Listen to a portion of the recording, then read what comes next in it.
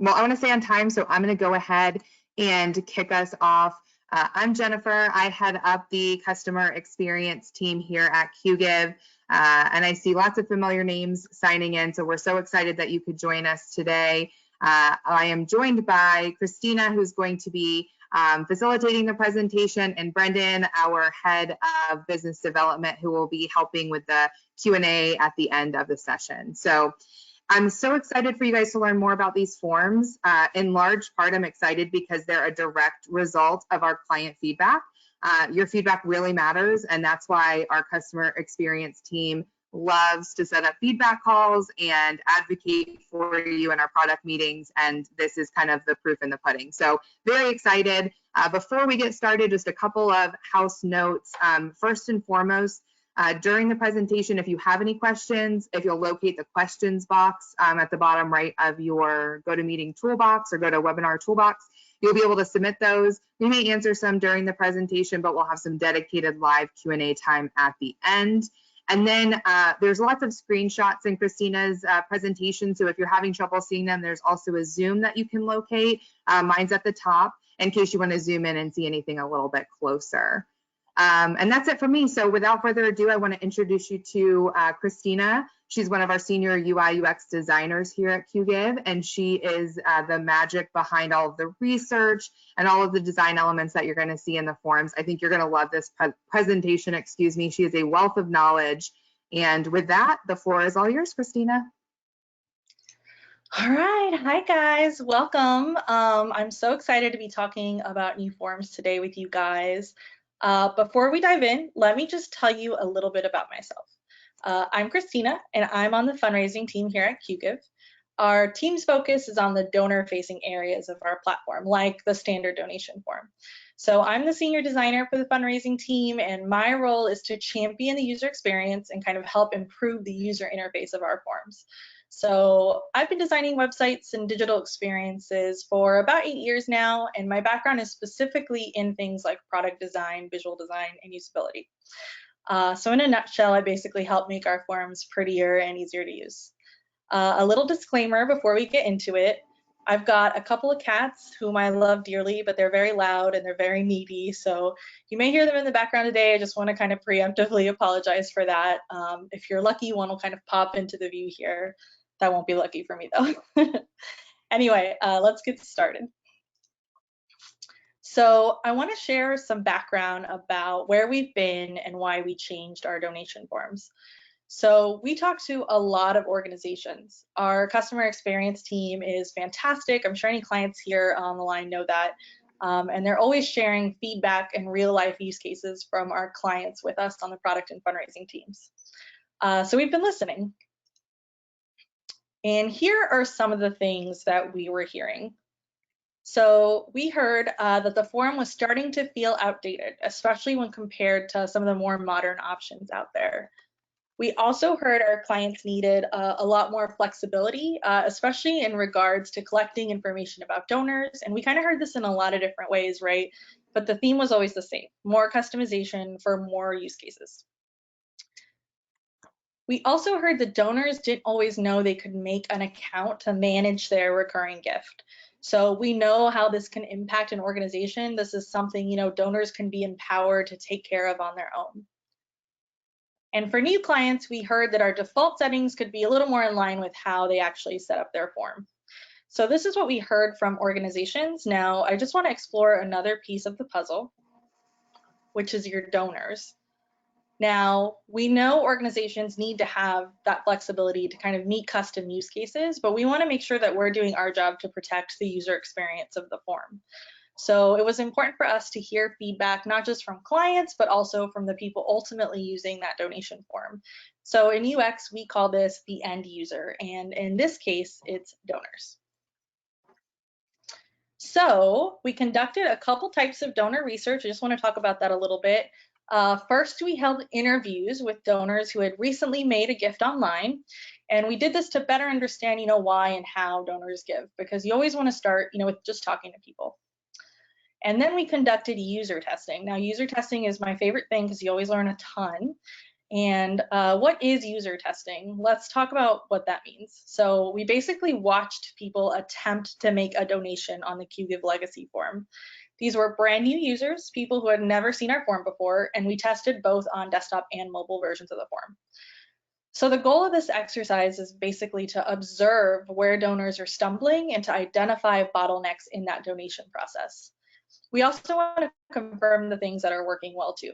So I just want to say that what you learn in UX early is that what a user says they're going to do is sometimes different than what they actually do. So that's what's so great about user testing, is it can reveal even more than just talking to those users. So what we found was that there were no major issues, but we did validate some feedback that we had heard from our clients. So the first thing is some donors, excuse me, some donors felt neutral about the form. It felt familiar and it reminded them of other forms, but their reaction was just kind of meh. And some people felt that the form was long, that they would prefer to see it broken into sections. Sorry, 1 second, I'm getting a little notification from GoToWebinar. I just want to make sure I'm sharing with you guys. Are you guys able to see my screen? Yes, I can, Okay, Christina. fantastic, thank you. I just got a little prompt. I wanted to make sure you guys could see what I was saying. Okay, so where were we? So donors felt neutral about the form, right? They were just kind of meh about it. And then some people actually felt our form was a little bit long. They kind of wanted to see it broken out into sections. So we also saw that donors expected account creation to work differently, or they didn't even see the option to create an account. And just so you guys know, it's right over here on the confirmation screen. Now, instead, what users expected was for us to automatically kind of set them up with an account. We had already collected their name, their email, so why couldn't we just add a password, that sort of thing? And we also identified some low-hanging fruit. So these are kind of things that are little tweaks that are going to make a big impact. And a good example of that is many donors were confused by the share links that are smack dab at the top of the main donation form. So that's right over here, these guys here. Donors expected these to be at the end of the process or after they'd made a donation, and some people even mistook these for a way to log into the form. Okay, so we've talked a lot about feedback from our organizations and from donors, but these changes were made with additional research and considerations too. So for example, we considered general usability principles and form best practices to help minimize interaction cost and friction. What does that mean? Well, interaction cost is the total effort, both cognitive and physical, that it takes someone to interact with the form to complete that donation. And then friction is basically anything that adds to that interaction cost, anything that slows the donor down while they're trying to make that donation. Some examples of that are fields that are hard to interact with, or even too many fields, or even too many decisions, that sort of thing. We also considered industry best practices to help optimize conversions. What could we do to nudge donors towards completing their gift, or to make a recurring gift over a one-time gift, that sort of thing. And of course, we did competitive research too, just to kind of understand what else was out there. So I'm sure you're all anxious to see these updates, and I think I've kind of kept us waiting long enough. So let's go ahead and start walking through our new QGive forms. So I've got the legacy form up here on the screen. Let's take a look at the new form. Here we are. You're seeing the brand new QGive donation form. I can't wait for you guys to explore these on your own, but for now, I'm gonna walk you through some of the key changes. So what's new? The most obvious change is our brand new look, right? It's sleeker, it's more modern. So there's actually a concept in UX, it's called the aesthetics usability effect, and it says what looks good is often perceived to be more functional and easier to use. So that's a leg up right there. We really wanted to reflect what donors picture when they think of a modern day form. So what you're looking at here is the desktop view, but this is also optimized for mobile, and I'm going to talk about that more in just a second.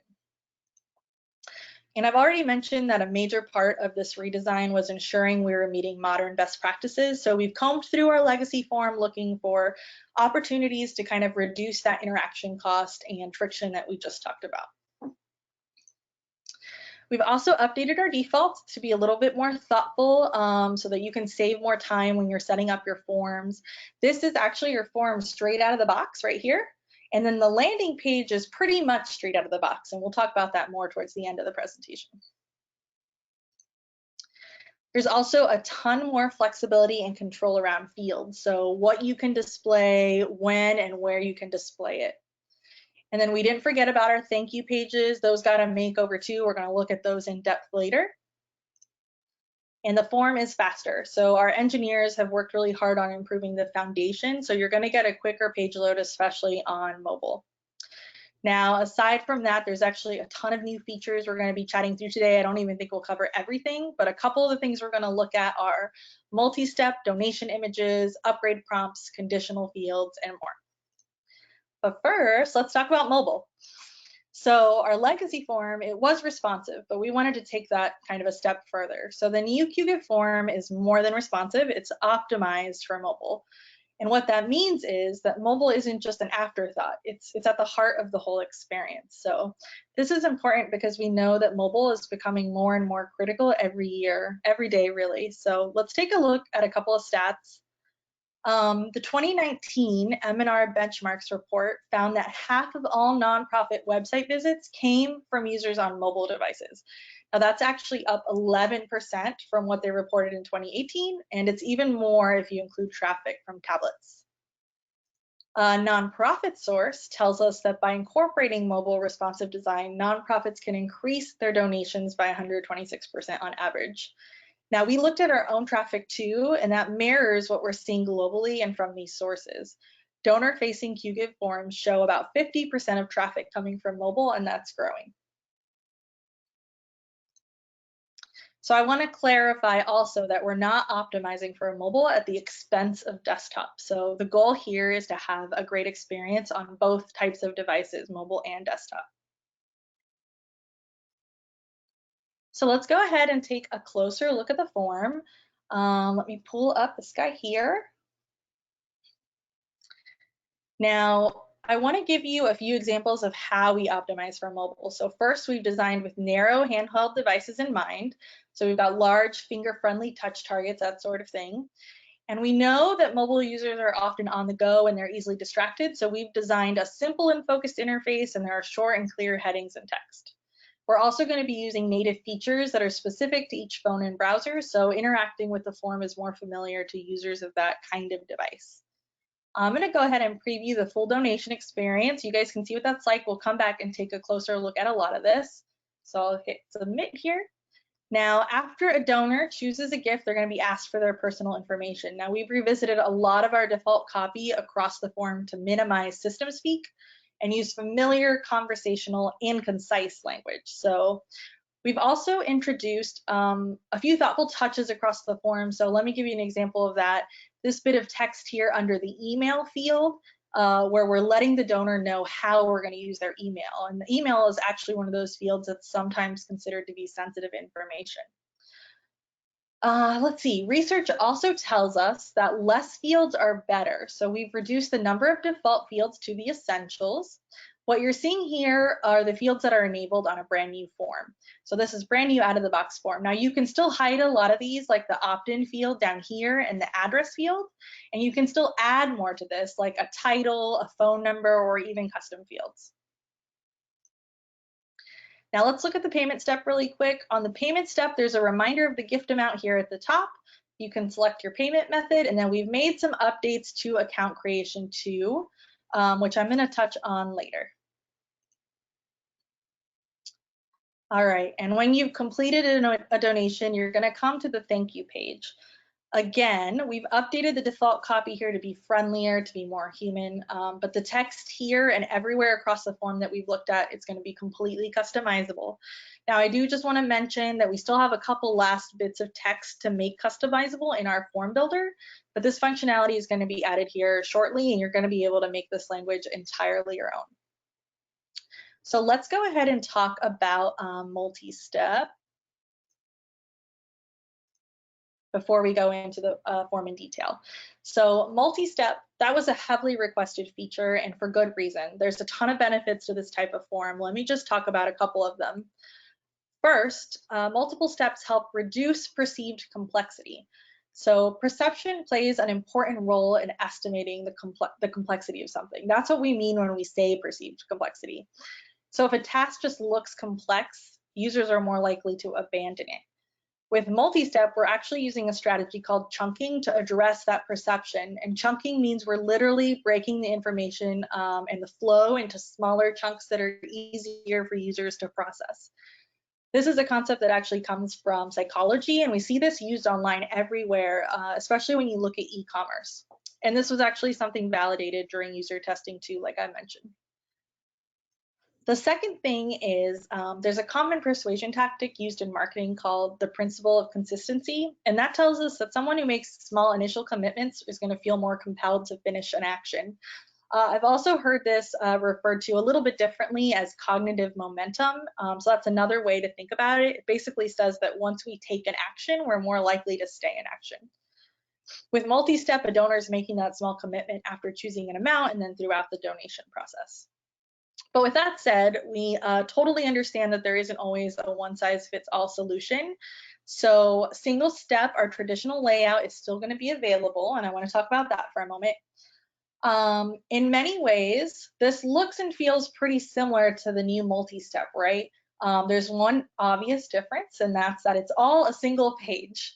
So between these two layouts, QGIve forms can accommodate a whole bunch of use cases, different content, different campaigns, different audiences. So you're going to have the option to set up a form either way. And our CX team is always available to help you figure out what is best for you. So let's go ahead and take a closer look at the different variations for setting up donation amounts. So this is the variation we've been looking at from the get-go. This is your default view with the simple preset amounts. You also have another option where the donor can enter a custom amount. That's right there. And then you can also set up your form so that a donor can only enter a custom amount, and that's what this will look like. And here's how the preset amounts are going to look if you add a name or description to them. So you can use these settings to tell your donors how their donation will be used, which we always recommend. In fact, our donor research validated this too, where donors mentioned how important it was to know exactly how their money was going to be used by the organization. Let's talk about this exciting new feature that a ton of you have been waiting for. This is donation amounts with images. So this is actually something we've got a ton of requests around from organizations. We know that images can help to tell a story, right? And to make a stronger impact on donors. Again, this came up in our donor research. Users wanted to see more images. So we're really excited to bring this option to new QGIve forms. You're going to be able to add images in a couple different sizes for some flexibility, wide and standard images.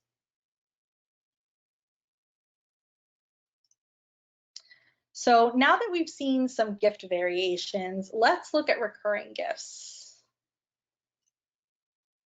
So the first thing that I want to mention is that we've separated the interface into two distinct paths, one for one-time gifts and one for recurring gifts.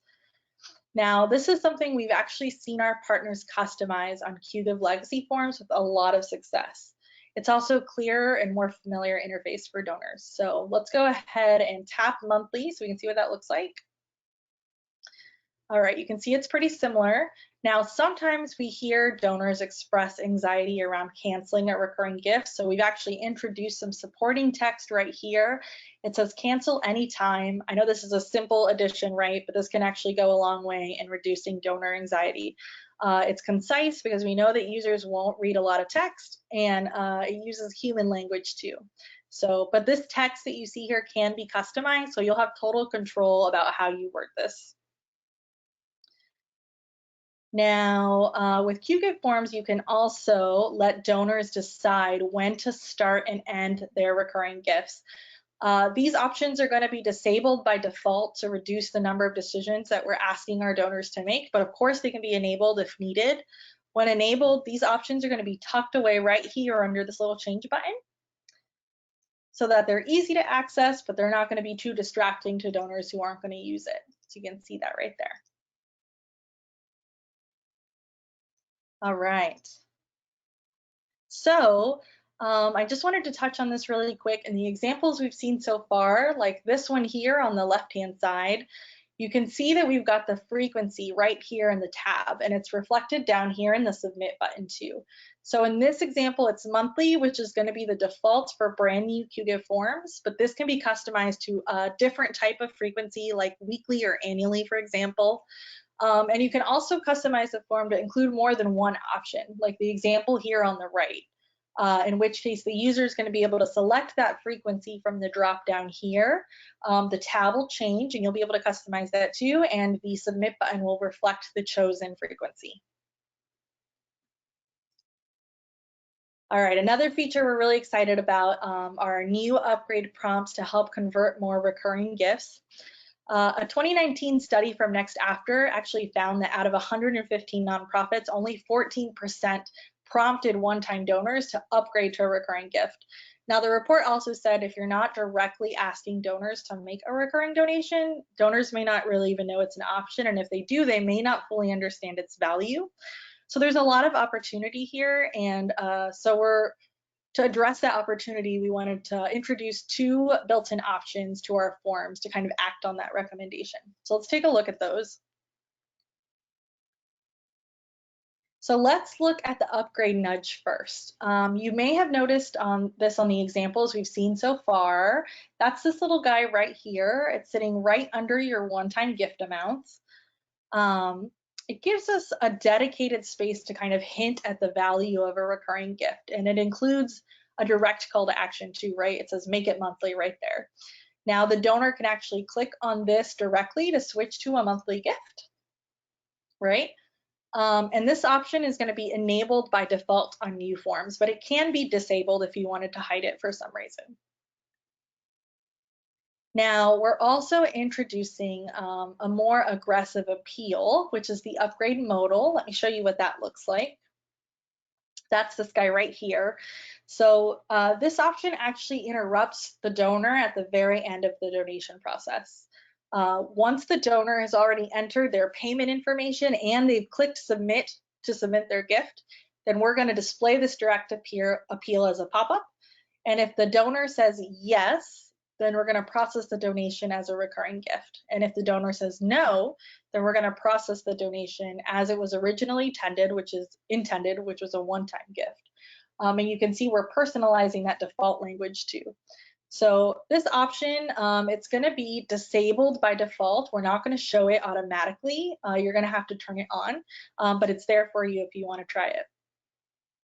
Now, again, you're going to be able to completely customize this text. You could even set up multiple forms and A/B test alternative messaging to see which performs better for you. And just a side note that I want to mention, this is actually one of those pieces that I mentioned earlier that still needs to be added into our form builder for you to customize the text. But our team's working on that right now on getting that added, so it's going to be available for you really soon. We're really excited about this new feature. We know this is just kind of the tip of the iceberg, so we can't wait to expand on this in the future.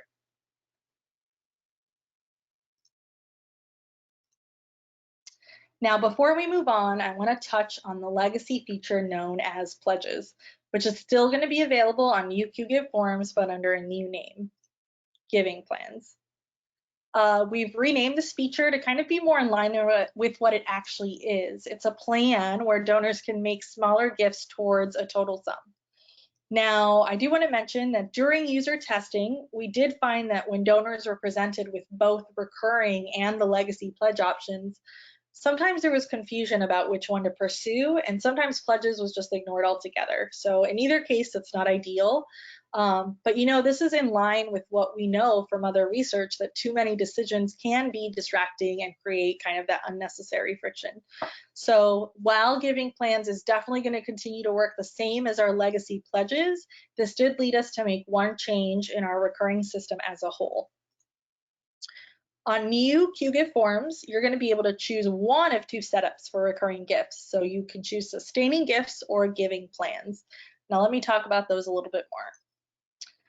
Sustaining gifts is recurring as you know it, right? These are the examples that we've seen so far where a donor can choose to make their one-time gift ongoing. This setup is the most common. We see this a lot with our organizations. So Now with giving plans, organizations can create a structured and more recurring, or a more structured recurring gift. This setup works really well for unique cases like donation tiers or membership dues that maybe start at the beginning of a new year, that sort of thing. And you can see an example of the giving plans here on the right-hand side of the screen. So this interface looks pretty similar to how our amounts look when you have titles and descriptions attached to them. So plans just have a few extra details. Like legacy pledges, you're going to be able to show or hide a create your own option. In this example that we're seeing here, it's enabled. Let's see it go down. Yep, it's right here. And when a user taps on that, then it'll reveal a way for them to customize their own recurring gift, which is pretty similar to the traditional recurring gift interface. And just like our preset amounts, you're going to be able to add an image to any of these plans too, so you'll have that option. Okay, we've talked a lot about gifts, but I want to make sure there's time to talk about how we collect donor information, because we made a lot of great updates to fields too. Excuse me.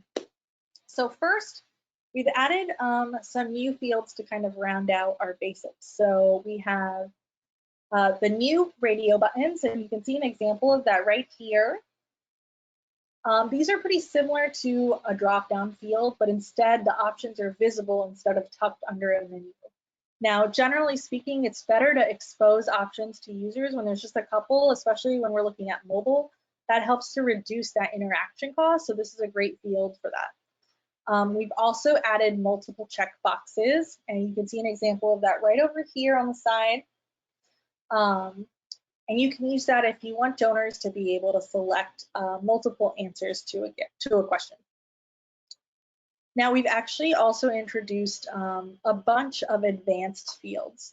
So when I say advanced, what I mean is those fields include extra validation and formatting that's going to help you capture specific data more accurately. So for example, a number field is going to only accept numbers, and a date field is only going to accept dates. Now, a date field is also going to display a date picker too. There's also a phone number field, an email field, and a website field. And last but not least, there's a hidden field too. This can be used to store information that you want to process with the transaction, but that you don't want the user to see. So this kind of field is often used in like marketing and reporting, and it's going to work well with your integrations too. In addition to more field types, you're also going to have a lot more flexibility over how, where, and when fields are displayed. So you're going to have granular control over which specific fields display on different device types. So for example, you could ask for less information from donors that are specifically donating on mobile or text, and maybe reserve those extra questions for donors donating on desktop who are less likely to be distracted. Custom fields too can be placed in a few different sections of your form, including the personal information section if you just have one or two you need to add, or in a dedicated section for additional questions. And you're going to be able to reorder most of those fields now too, so a lot more flexibility there for our organizations. For existing clients here, I just want to mention that we've added a whole new fields area to the control panel to facilitate this. I think it's going to feel a lot more intuitive for you when you're handling those fields, but as always, our CX team is here to help you get familiar with those updates if you run into any problems. So we've also added conditional fields to new forms. I know this is a biggie.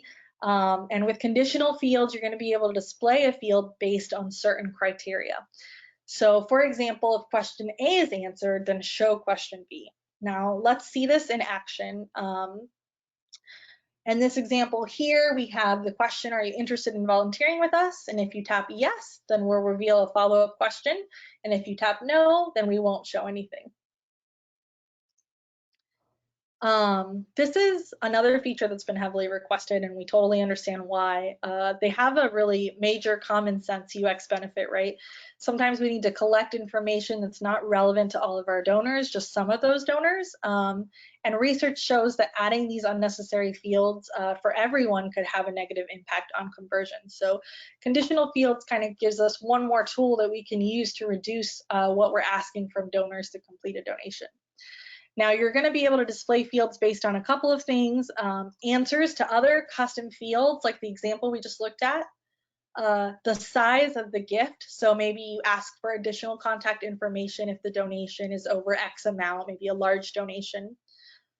And then we can also show a field based on whether the donation is one-time or recurring. So maybe you're only asking donors about a thank you gift if they're making a recurring gift, that sort of thing.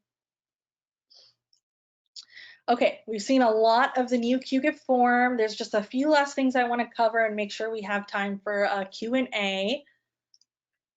So first, there's account creation. So in our research, we heard that this was a point of frustration for both organizations and donors, right? When donor accounts are enabled on QGIF forms, then our account creation is going to be more obvious and a more intuitive part of that donation process. So accounts are going to be automatically prepared for the donor who just has to enter a password, just like our test users expected.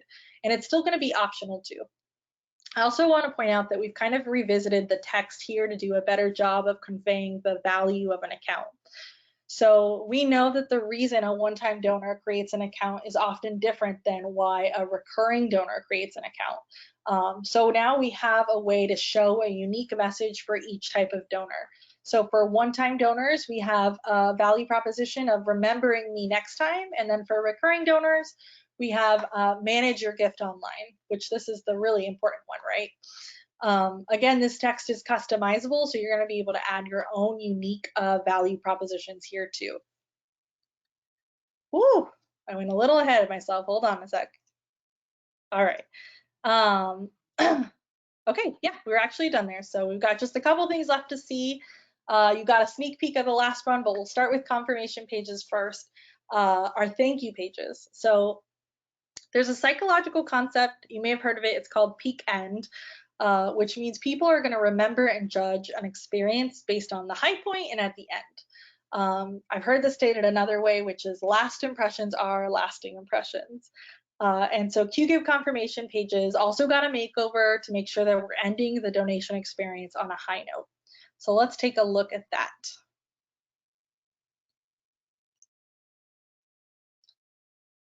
Excuse me. All right, so we talked about minimizing system speak earlier, right? And this page is a great example of that. The language is friendlier, it's less transactional, it's a lot more human. We're thanking the donor by name here with built-in personalization, and we're reinforcing the impact of their gift, which is the first thing that we want to do.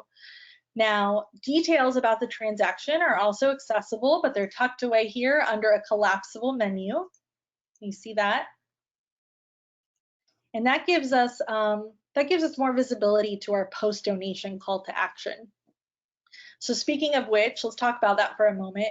There's a psychological concept called the Ben Franklin effect, and that suggests that someone who's done you a favor is more likely to like you as a result, and more likely to do you another favor. So we really want to make sure we're using that warm and fuzzy post-donation feeling to suggest a clear next action for the donor and one that makes sense. So new QGIF forms are going to include a prompt to share on social as this default post-donation call to action. And like I mentioned earlier, user testing told us that this is where and how people expected to see that social ask. So it's more in line with that as well. And that's what this guy looks like right here. And you'll be able to hide or show any of these three options. And you're going to be able to customize all this text too.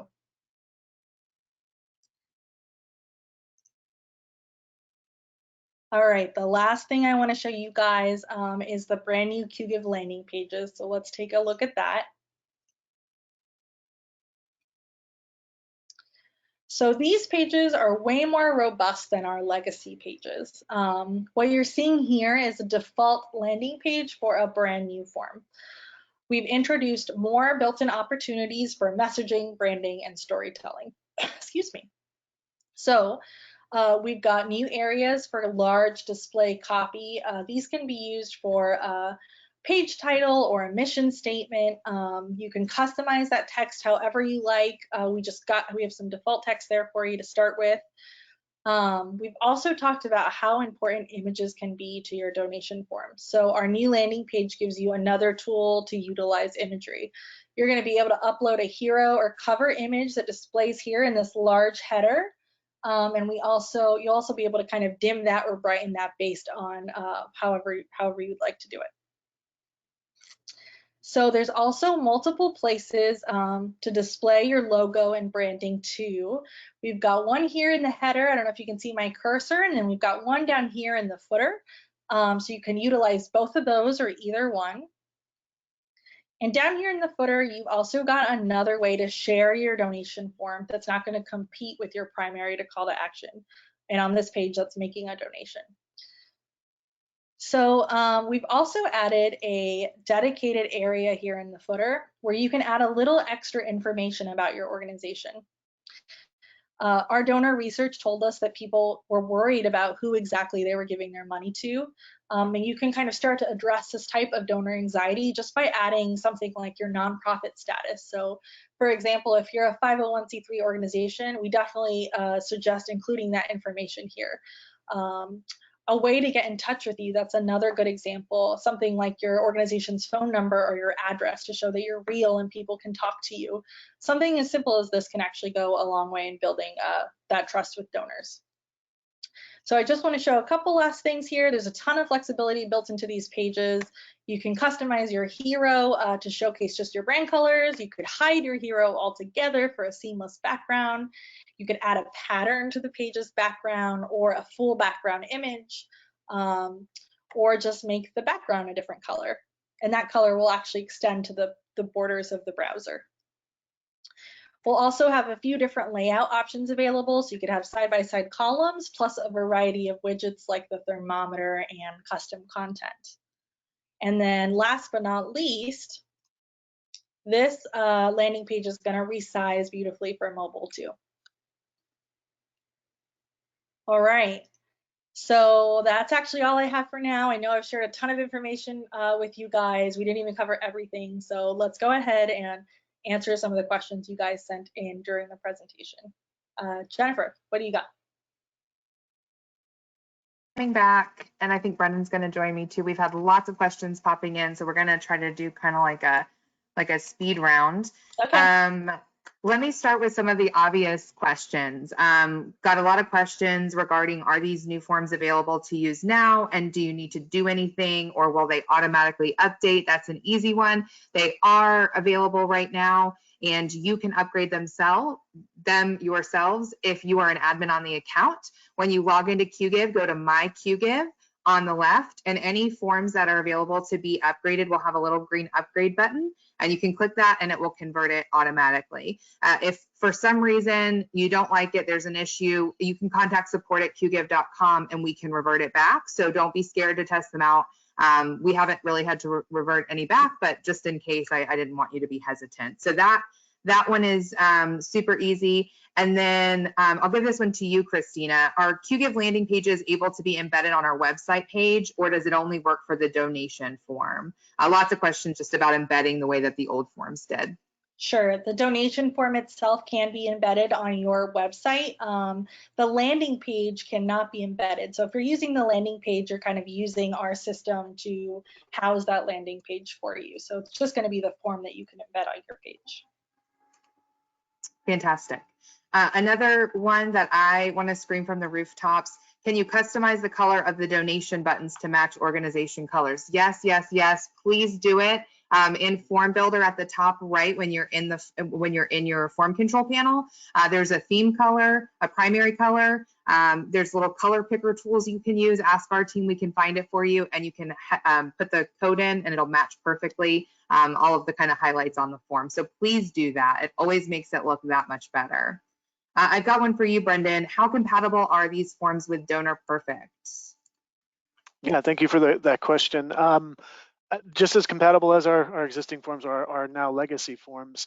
Any of our integrations will work exactly the same way. Now, I would suggest that as you're adding these new forms, and especially if you're adding new fields to those forms, you go back and just assess the integration, make sure that you have all those fields mapped accordingly so that data flows over into Donor Perfect or your other tools that you're using.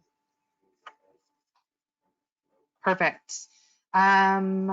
So Christina, I've got one from you. A couple questions on the recurring nudge appeal Sure. at the end of the donation process. Can that be customized based on amount? And one of the examples was, can we just request it for donations maybe that are less than $50? So at the moment you can't. It'll either be enabled or disabled for all one-time gifts, but that's great feedback, a great idea. And we're going to be listening to that feedback, and it's something we might consider in future enhancements. So we kind of imagine this will bring up a ton of great ideas. So definitely share that with the CX team too as you're thinking of those. Definitely. And speaking of recurring, another one for you, Christina, can the monthly ongoing gift option be the default versus one time? Yes, it can. You can choose which tab is your default tab. Perfect. A couple of questions that I can take regarding donor accounts. Will the existing users who previously created an account on legacy forms still log into the updated forms? And then what if a user creates an account and forgets their password? So yes, that will be a seamless process for your donors.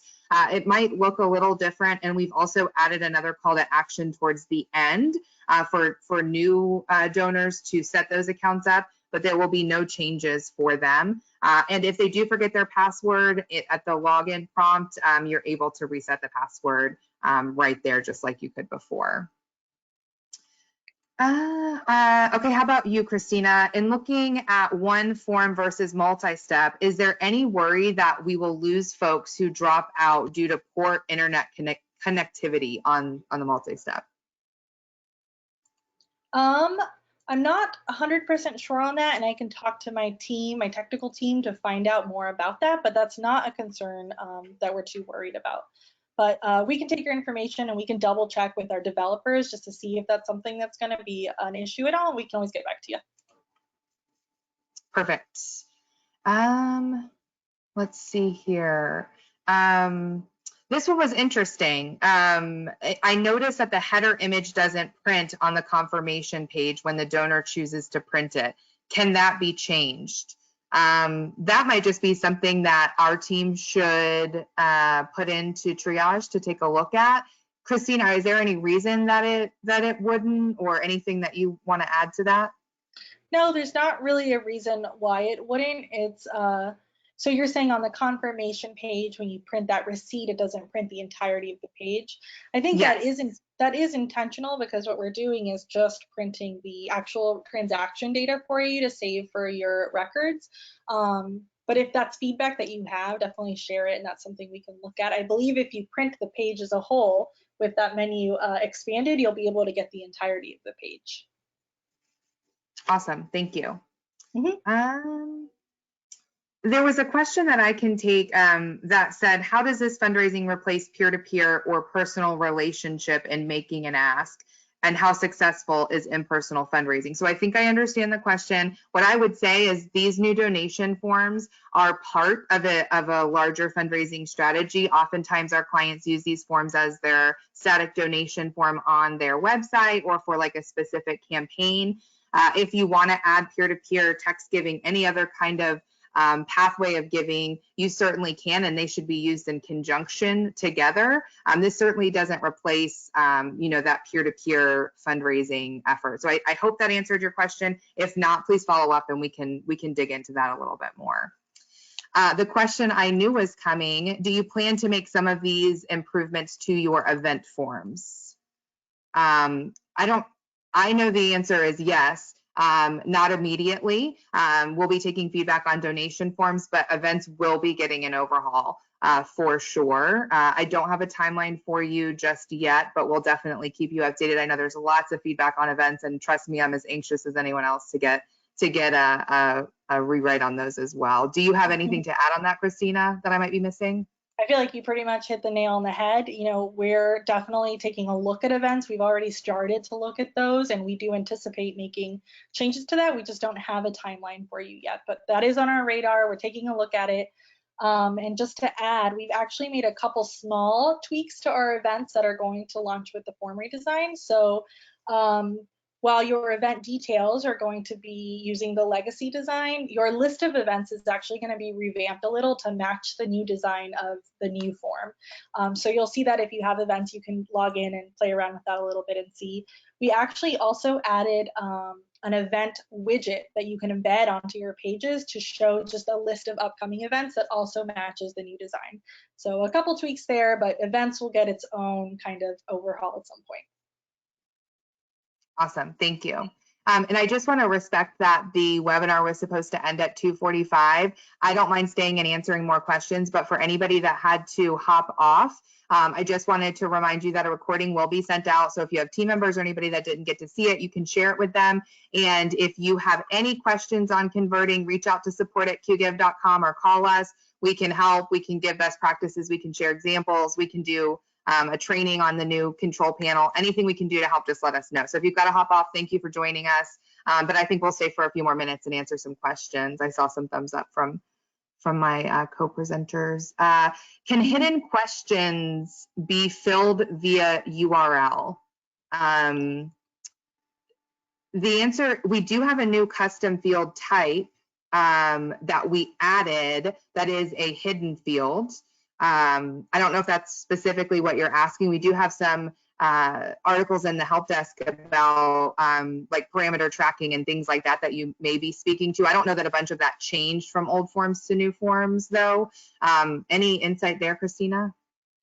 I believe that's the idea, but I unfortunately can't remember if that's something that's just on being actively worked on and we still need to wait a little bit to kind of expect it to launch or not. So we'll have to double check, I think, with our team to get an answer on that. But I do believe that that was part of the intention, yeah. Okay, great. Patrick, I'll follow up with you on that one and let you know what we find out. All right, what other methods of payments can be used besides PayPal? So we do have Apple Pay in beta now, and we're testing that out. It will, full transparency, won't launch with new forms. It'll be available on legacy forms, peer-to-peer, text giving, all web-based auction stuff, not in Givey. So that's going to be available to you pretty soon. And if you're interested in beta, reach out to support@qgive.com and we can talk you through what that entails. Other than PayPal, I'm sure that we have more mobile wallets coming at some point, but that's the one that we're actively working on now. Christina, anything else, or is that what you know too? Nope, that's what I know. I think you got it right there. Perfect. Perfect. I got a question. Can you repeat how to convert existing forms? Yes. When you log in, if you are an admin to your QGIve control panel, you can go to My QGIve on the left-hand side. You're going to have a tile of all of your forms, and there will be a little upgrade button if they're eligible. If they're not, you can reach out to support@qgive.com and we can help you find out why. Will reporting stay the same on old forms? Christina, you want to take that one? I believe the answer is yes. Nothing about reporting is changing with the new forms. So I think the one small thing is in our system fields, we added suffix, which was like kind of a request for like integrations and stuff to make sure that we were passing that over. So that would be an added field in reporting, but nothing, I don't believe anything else changed. Yeah, that was a good one. Thank you.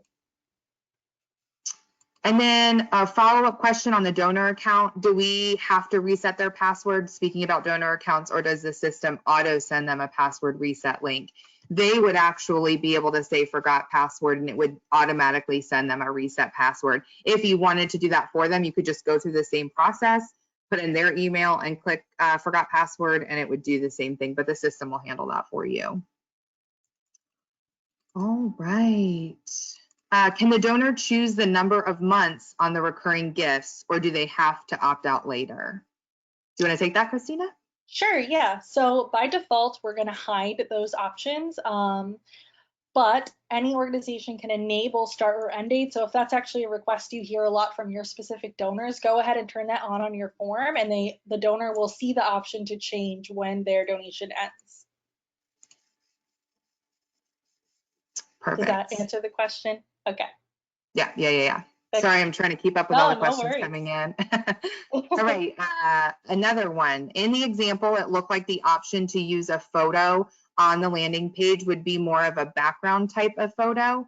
Can you use the landing page with a main photo that is a centerpiece of the page? Yeah, you absolutely can. The landing page, what's great about it is there's a lot of flexibility there. So what you could do is you could set an image as your hero image, but hide the heading, for example, and just have the form kind of sit below that and add extra text that way. You can also add an image to your top content on the form, or you can drag in a widget with an image too and have an image that way. So there's lots of different ways you can utilize that image.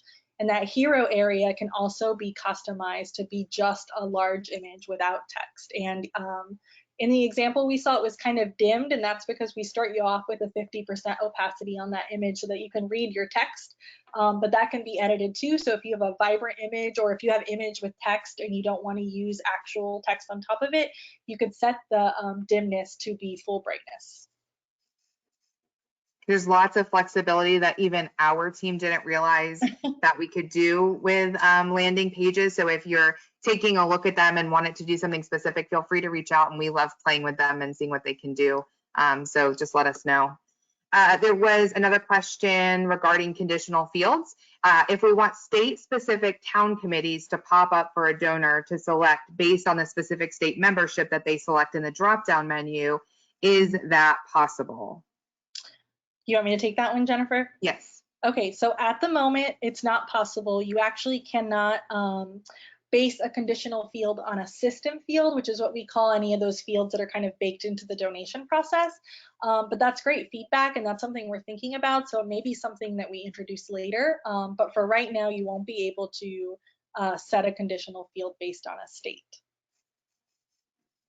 Okay, and the way that I read it like that first as well, but I think they may have a specific state membership in another like custom field or drop down. Okay. So depending on how you have it configured, you can reach out to us. We can take a look. If it's the state field, no, but if it's dependent on another field or drop down or restriction, reach out and let us know, and we can look. And if not, we'll record it for you as an enhancement, because that seems like something that other people might want to use. Totally. If the donor doesn't want an end date, how do they leave it open-ended or no end date, which is kind of building on what you answered before, Christina? Sure. So by default, we won't have an end date present on that interface. So it's gonna just be an open-ended recurring gift, which is what we saw from most of our competitors, and also how we saw that user testers kind of expected it to work. If you enable an end date so that your donors have the option to set one, then it's gonna be blank by default. So automatically, it's just going to go on kind of until they opt out, unless they actually set a date themselves. Perfect. Another enhancement request. Is there a way to change the frequency from a drop down to a side-by-side like on the old form? And I will say no, not on the new forms. I don't know if Christina has any feedback on why, or if it's just a design change. Just a design change for now. What we expect is that most organizations are going to use the single frequency option, and that's kind of what we suggest if you're able to. Now, we know every use case is different, and there's going to be lots of organizations that want to offer a couple different options, but we usually suggest reducing the decisions that the donor has to make. So we like the idea of that single option frequency. Now, if you have multiple and you have that drop down, that's just a design decision for now, but we can definitely keep that in mind and think about it in the future. Great. Are all of these changes available on peer-to-peer forms? I will take that. Sorry, Brendan, I feel like we're leaving you out, but thanks for your support. No, these are for our standard QGIV donation form. So it's not across the product. Those donation forms are different and have some other complexity to them. So these are just for your QGIV standard donation forms. One for you, Christina. Our upgraded form appears too small on widescreen monitors. How can we enlarge the form in the advanced settings? So at the moment, I believe there is kind of a max size for those donation forms, and that's intentional, because what we see is that when those form fields are kind of widened out to expand to fill a full screen, that can actually be confusing for a user and create some of that friction that we talked about. So we intentionally kind of make that a little bit narrow.